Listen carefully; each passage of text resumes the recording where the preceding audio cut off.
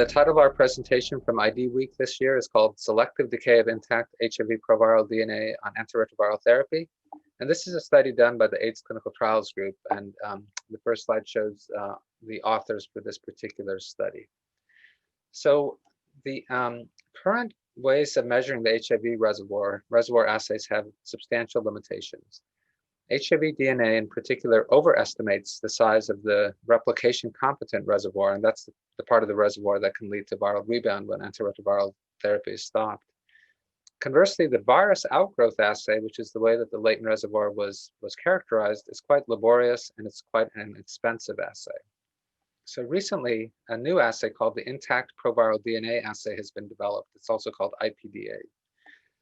This is a droplet digital PCR assay. And what's important about it is that it can distinguish between and separately quantify intact proviruses, which are those proviruses that are able to replicate and able to cause viral rebound.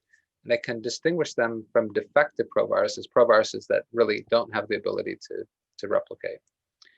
So the three objectives of this study were first to assess whether intact proviral DNA levels correlate with other measures of HIV persistence, the measures that we've used for many years. Second, to evaluate whether intact proviral DNA levels correlate with inflammation, T-cell activation, and T-cell exhaustion. There's been a theory out there that the virus persistence might be driving inflammation. And then the third is to assess whether intact proviral DNA levels decline over time in people who are on antiretroviral therapy.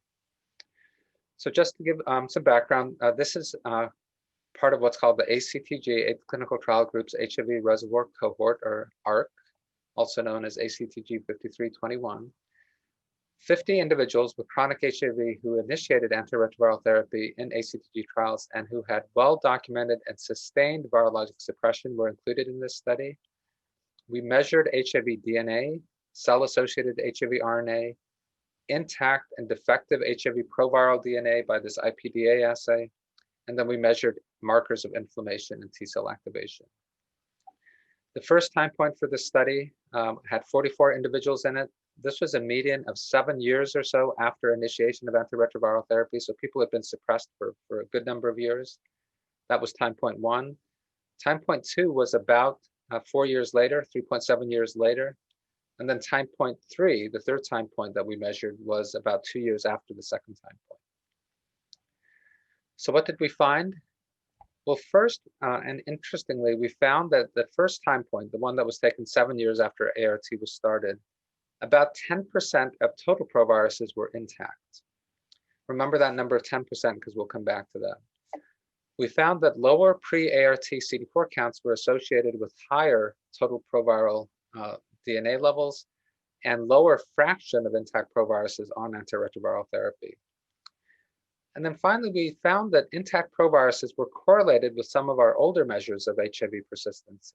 They were correlated with HIV DNA, cell-associated HIV RNA, and also single copy assay plasma HIV RNA.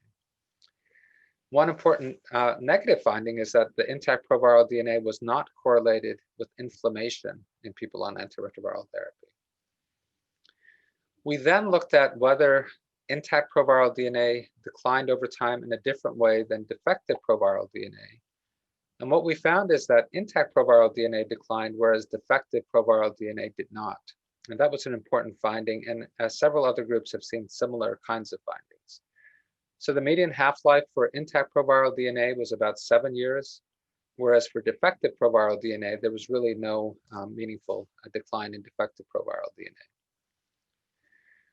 And then finally, we looked at what was the fraction of total proviruses that were intact. And what we found is when we looked at time point 1, 2, and 3, there was a slow but steady decline in the fraction of proviruses that were intact. It started out at just under 10% and went down to just under 6%. So what are the conclusions from the study? Well, first, in people on long-term antiretroviral therapy, intact proviral DNA levels decline, whereas defective proviral DNA levels do not.